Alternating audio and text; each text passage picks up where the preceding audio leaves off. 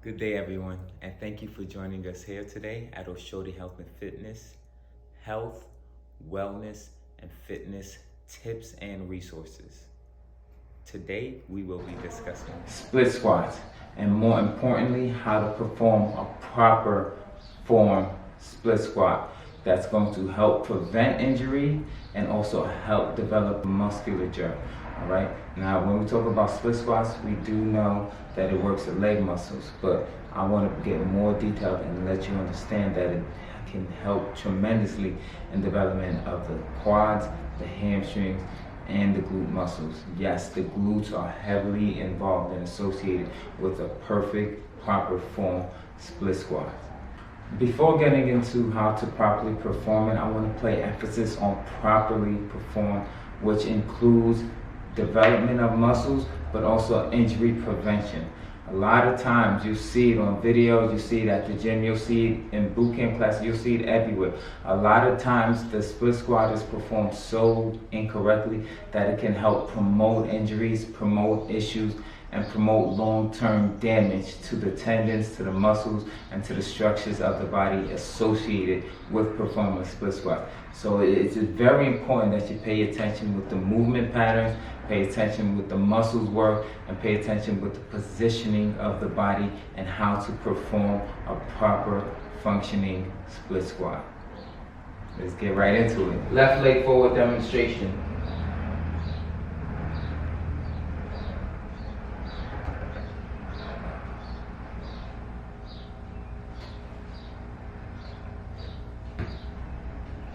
Right leg forward demonstration.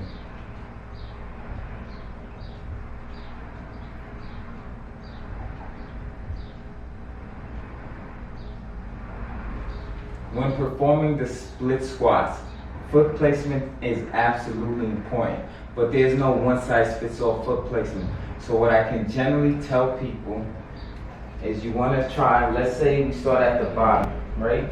At the bottom, if you can get both your front leg and your back leg in a 90-degree angle, and make sure you dig the bottoms of your toes into the floor here, you're in a real good start position. This is where you want to get your foot placement, and then you can elevate here from there and start your split squat with the right foot placement. All right, so again, getting down to the floor, one knee, get the back knee back, and make sure it's in a 90-degree bend at the knee. The front leg, make sure there's a 90-degree bend at the knee of the front leg. Once you've gotten that 90-degree angle in both the front and the back knee, then you can raise all the way up, and now you're in a perfect start position for the top portion of the split squat, as you can see demonstrated here. Foot placement, top, this is how you want to start. Here's how you want to be at the bottom position of a split squat. You get about a 90 degrees at the front, 90 degrees in the back leg, maybe a little wider, but generally speaking, stay around that 90-degree range in the back leg, and you have maybe 2 to 3 inches of space above the floor, making sure this back leg never hits the floor. Important. Here's a demonstration the other way.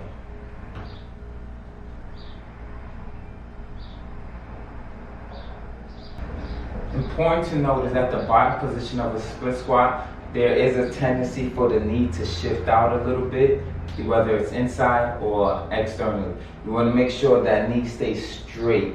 All right, so demonstration here. Don't shift the knee in, don't shift the knee out. You see that? You want it to be right front and center. Perfect demonstration of how that knee should be straight, parallel to that foot placement. All right, and again, you see the spacing from the foot, from the one foot to the other. You have maybe, it's not shoulder width apart. You got nice small spacing here, just a couple of inches apart. All right, you don't want to stagger one in front of the other. All right, you don't want a straight line there. You want about this much spacing, and then you can bring one leg back, and you're in perfect position. The movement pattern for the split squats has numerous different variations as far as the movement from the down and up position. I'm here to demonstrate my version of perfect form. And again, we're here to develop the hamstrings, develop the quads, and and develop the glute muscles. A lot of different variations deactivate a lot of those musculatures. Well, you know, one or two. Maybe you can focus on one, but when you want to focus on all three musculatures, the quads, hamstrings, and glutes, this is the variation that you really want to perform. All right, and again, it's always in the interest of injury prevention and maximizing growth and muscle utilization while minimizing the chance of injuries or issues. Okay? Movement pattern, left leg forward. Okay. I want you to take note. As I'm coming down, I'm not pushing my knees forward. My knees are kind of staying right in that same position as my hips. My glutes drive back. Now my hamstrings, my glutes are stretched. From here, I can also feel my quads fully activated. I'm going to squeeze the glute and push up. All right? Again, we're going to come down here. Quad is working, it's fully activated, and even the back leg is working as well. But again, hamstring is stretched, ready to do something. Glutes are stretched, ready to do something as the hips are driven back. Now you squeeze the glutes and push up.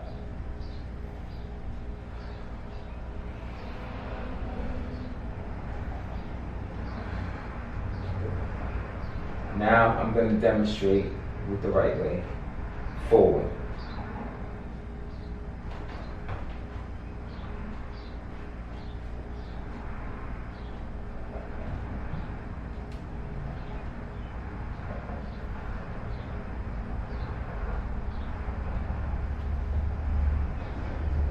Again, be mindful, there's a tendency for the body to want to come down like this. You don't want to come down like this. The hips have to be driven back. You have to actively, mindfully, knowingly make sure that hip is driving back, all right? This is not a voluntary, this is not an involuntary movement. This is very voluntary, it's intentional. You need to make sure that it's done, all right? This doesn't happen by accident. This has to be intentional. You have to make sure your body's doing this. Otherwise, you come down, here. Again, notice I'm not straight up like this. Straight up like this, you're not going to be in the right position. Take a nice little lean.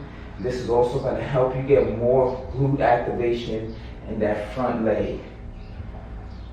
And now, this back leg, you're getting some good hip flexor stretch, some good quad stretch right here as you activate the glutes, hamstrings, and quads of the front leg. So you also see the front view demonstration.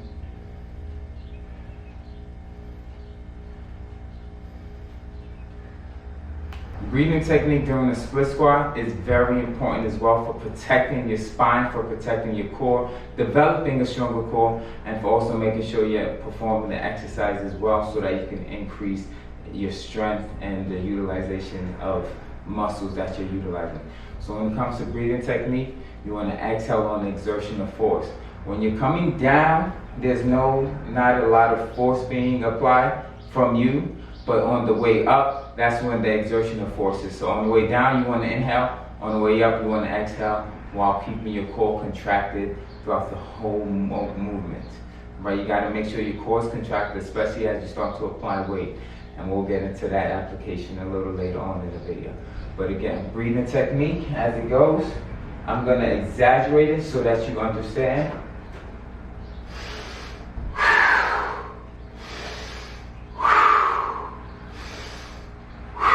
When it comes to the effectiveness of the split squat, it's very effective without any weight, and it can be a very important movement for the development of all the muscles of the lower body, even including the calf muscles. But again, as I focus on, has been primarily the quads, the hamstrings, and the glutes. Now, again, as you get more and more stronger and more developed and more progressive along your fitness journey, it may be a little too easy for you to do just body weight split squats. That's where we can apply some different alternatives to help create more challenges for you as you continue to develop. Here's a demonstration with the kettlebell split squats. It's single side loaded, all right? Single side loaded. One kettlebell here, keeping that core tight.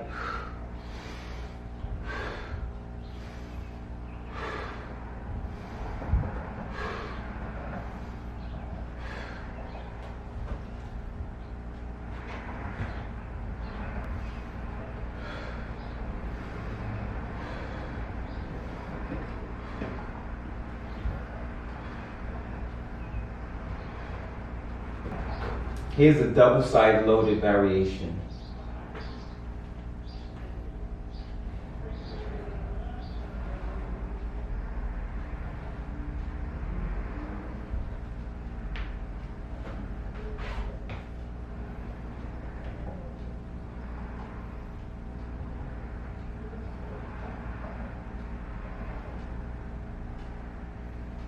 And here's the barbell loaded variation.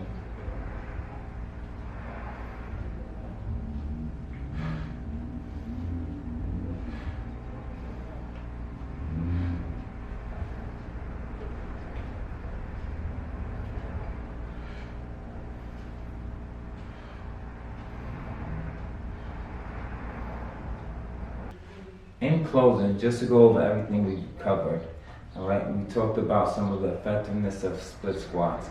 We went over perfect form demonstration. I showed you with the left leg in front, and then I switched it and showed you with the right leg in front.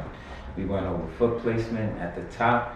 We went over the positioning at the bottom position of the split squat.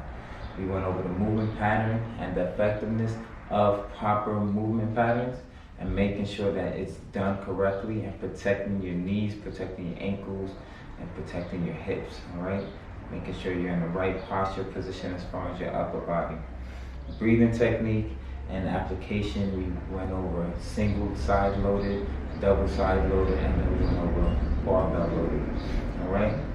When performing a split squat effectively, it's not done by chance, it's not done involuntarily. You have to be very intentional, and we went over this, all right? So again, you have to be intentional in driving the butt back as you come down. You don't want to just come down in a straight line. You have to be very intentional in creating or closing the gap in your hips right here. Closing it so that you can get a nice little bit of a forward lean as you sit into that split squat position. It can be very effective when done properly. It's effective in developing the quads, the hamstrings, the glutes, but it can also be super effective in helping create a stronger core when applied in unique circumstances, but also in general, and then also developing the calf. You want to make sure that you have the mobility and flexibility to perform it correctly so that you're not putting yourself in harm, and making sure that you're safe regardless. At the end of the day, safety is more important than anything. Because if you injure yourself, if you hurt yourself, then you can't perform. And there's no progression without the ability to perform. So get in that gym, practice, and get better at those split squats, and definitely bring me some feedback on how you apply what you've learned here to your journey in the gym. Thank you. Thank you once again for joining us here at Oshode Health and Fitness, health, wellness, and fitness tips and resources. For up-to-the-minute posts and updates, please visit us at our website at www.oshodehealthandfitness.com. You can scroll down to the bottom of the page and you'll be able to subscribe to our email list. Once you've done that, you can also click our YouTube link and also subscribe there. Again, we'd love to have you back. Look forward to having you back to learn more about the health, wellness, and fitness tips and things that can help you along your fitness journey. Thank you.